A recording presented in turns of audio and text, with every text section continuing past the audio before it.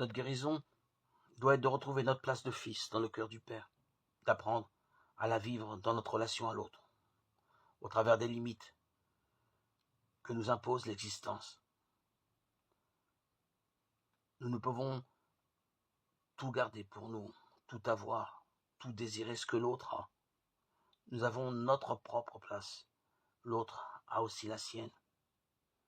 L'envie, le désir, qui sont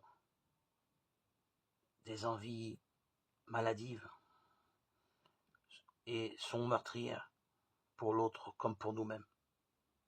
L'envie nous emmène à tuer l'autre pour prendre ce qu'il a, ce qu'il est, ou pour l'empêcher de profiter de ce que nous n'avons pas, ou nous ne sommes pas. Il y a de multiples manières de tuer l'autre à partir de la convoitise, en le dévalorisant, en le méprisant, en cherchant à le détruire dans sa créativité, à le déstabiliser par des arguments mensongers. La critique destructrice n'a rien d'un véritable discernement, car elle est brouillée à la base par la concurrence.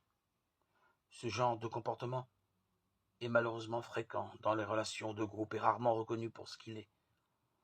On peut aussi tuer l'autre en le niant, en faisant preuve à son égard d'une totale indifférence, en se valorisant à l'excès.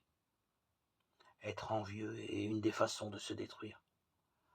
En ne nous développant plus selon notre ligne propre, nous ne portons plus de fruits.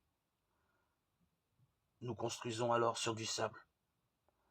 Nous avons perdu nos fondations. Matthieu 7, 26.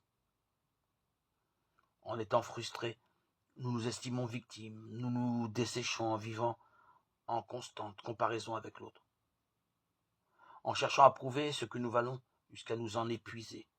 Nous entretenons alors en nous-mêmes le sentiment de vengeance.